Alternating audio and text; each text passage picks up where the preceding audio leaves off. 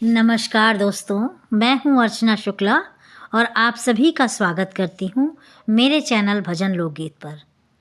आप सब कैसे हैं ये बताने के लिए कमेंट बॉक्स में जय माता दी हमेशा की तरह ज़रूर लिखें।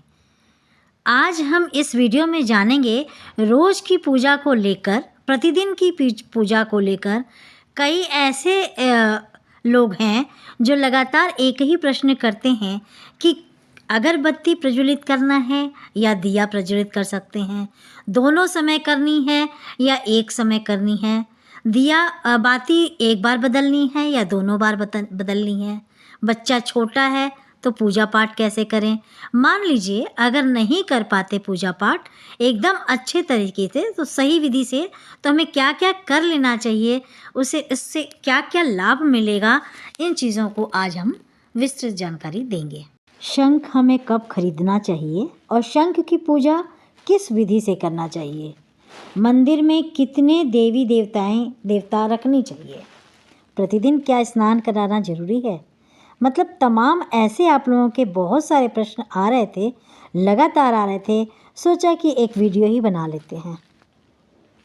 तो सुनिए, अगर जिसके पास समय नहीं है ना, तो इस वीडियो को ज़रूर देखें अंत तक। घर के मंदिर में पर्दा ज़रूर लगाएं। रात में सोते समय उसको पर्दे को लगा दें और सुबह पर्दे को हटा दें। पहला तो यही कार्यक्रम होना चाहिए आपके साथ। पंच देवता की फ़ोटो हमें अपने मंदिर में रखना चाहिए।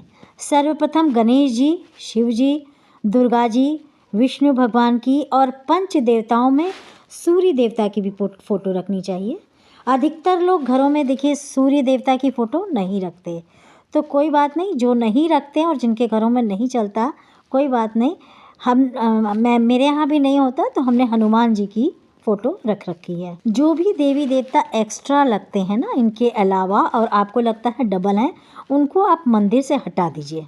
लाल कपड़े में लपेट कर, कहाँ रखना है, लाल कपड़े में लपेट कर अपने ही घर में कहीं रख दीजिए, या किसी मतलब पेड़ के नीचे भी रख सकते हैं, लेकिन वहाँ कोई जानवर वगैरह क्षति पहुँचा सकते हैं, तो आपके अनुसार आपको जहाँ लगे वहाँ रख सकते हैं। मंदिर में अगर आप रखना चाहें किसी बाहर के मंदिर में, तो वहाँ आप रख सकते हैं। लेकिन कहने का मतलब कि जो भी एक्स्ट्रा देवी देवता हैं उनको हटा दीजिए। साफ़ सुथरा पंच देवता के हिसाब से आप रखिए इन फ़ोटोज़ को या मूर्तियों को, जैसे आप रखते हैं। सर्वप्रथम हमें गणेश जी की पूजा करते हैं, तो ठीक है, गणेश जी की पूजा आपको मालूम ही है कि सबसे पहले किया जाता है घर में। देखिए, इसीलिए मैं कहती हूँ कि अगर घर में शिवलिंग है, शिव जी के शिवलिंग रखा हुआ है, ठाकुर जी हैं, लड्डू गोपाल जी हैं, तो उनकी पूजा विधि एक अलग ही तरीके से हमें करनी चाहिए, क्योंकि इन्हें प्रतिदिन स्नान करना एकदम आवश्यक है, करानी ही है। महिलाएं तो नहीं कराती हैं ठाकुर जी को, शालिग्राम जी को स्नान, पुरुष ही करवाते हैं। थोड़ा बुजुर्ग महिलाएं भी करवा सकती हैं, लेकिन करवाना पड़ता है क्योंकि हर घर में जेंट्स नहीं कर पाते हैं, तो वही करती हैं। इसलिए जो खरीद लिए हैं तो कोई बात नहीं, लेकिन जो नहीं खरीदे हैं, इन देवताओं को रखने में थोड़ा सा मेहनत है।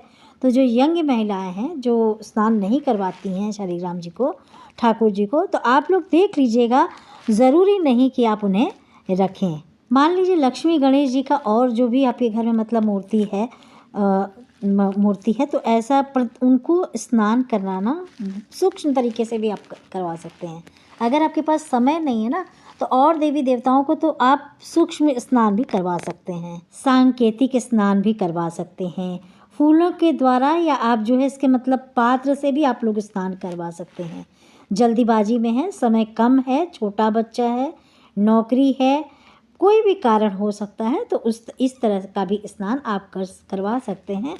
लेकिन अगर आप लड्डू गोपाल जी या शिवलिंग रखे हैं, तो आपको विधिवत उनका स्नान कराना बहुत आवश्यक है। अगर आपसे हो सकता है तो ही रखिए, या कोई बुज़ुर्ग महिला या बुज़ुर्ग पुरुष हैं और वो कर सकते हैं, तो आप आराम से रख सकते हैं।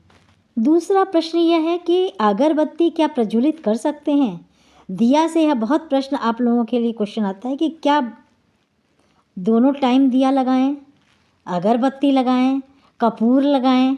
तो उसके लिए मैं बताना चाहूँगी आपको देखिए कई बार हम लोग मंदिर जाते हैं, मैच बॉक्स भीग जाता, बारिश हो रही है, मैच बॉक्स नहीं जलता तो हम लोग दिए से दिया जला लेते हैं। कोई दोष नहीं है, इसमें कोई दोष नहीं है।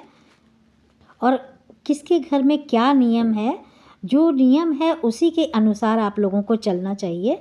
लेकिन जितना मुझे ज्ञान है या जितना मुझे समझ है, मैं अपनी समझ के अनुसार बता रही हूँ।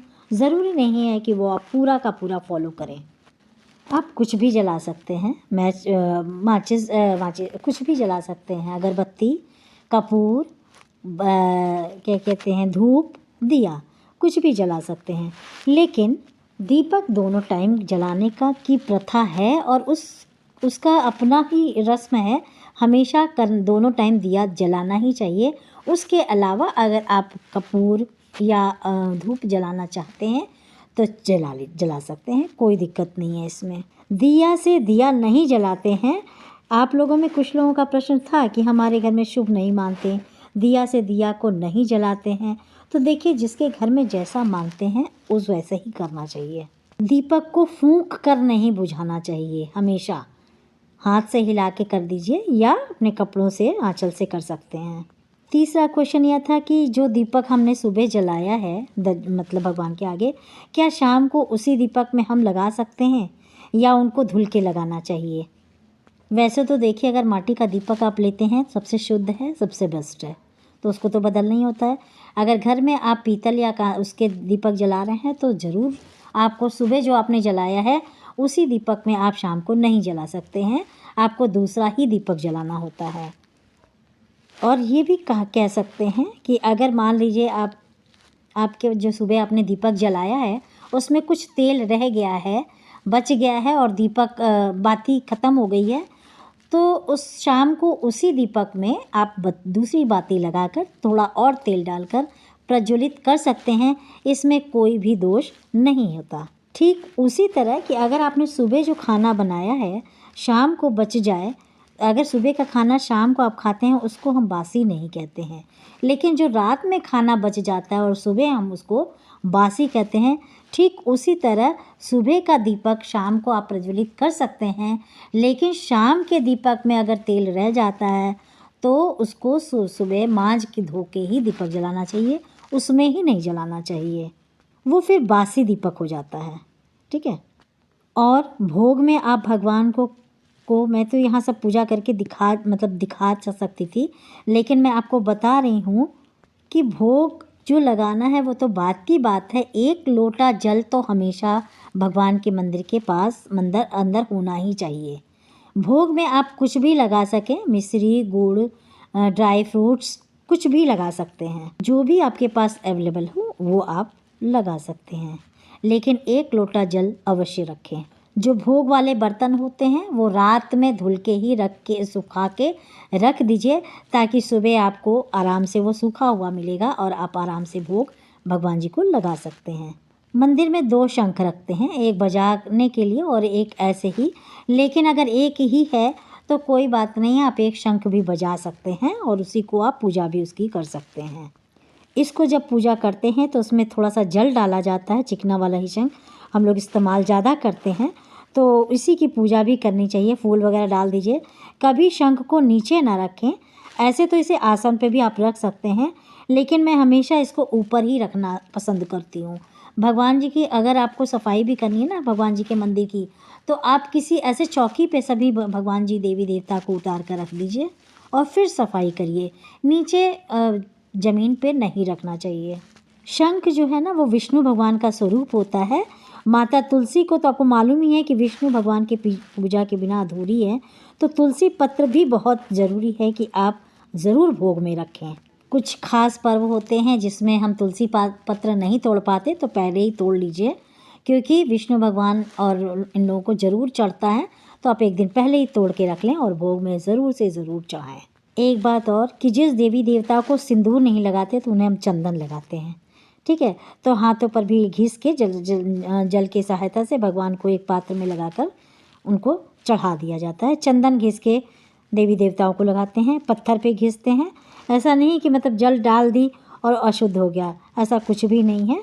आप जल डालकर घिस कर भगवान जी को अर्पित कर सकती हैं, चढ़ा सकती हैं। अगर वो शिवलिंग है या ठाकुर जी हैं तो शालिग्राम है तो उनका अभिषेक करना बहुत ज़रूरी होता है। शिवलिंग का मतलब अभिषेक करना ज़रूरी है, इसलिए ऐसे कपड़ों से पोंछ देती हूँ। जो पानी का छींटा है उसको मार कर स्नान करवा देती हूँ। सारी पूजा करके भगवान से क्षमा याचना करके और पर्दे को आप थोड़ा सा हल्का सा हिला दें। एक बात और है कि अगर जो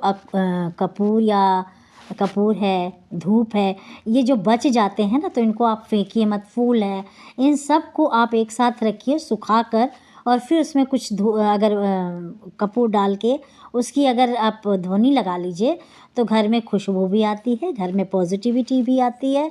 इसको आप वेस्ट मत करिए, सब चीज़ों को सुखा लीजिए, भगवान की चीज़ों को, और आप अच्छे से इसको प्रज्वलित करके पूरे घर में कहीं भी किनारे रख सकते हैं।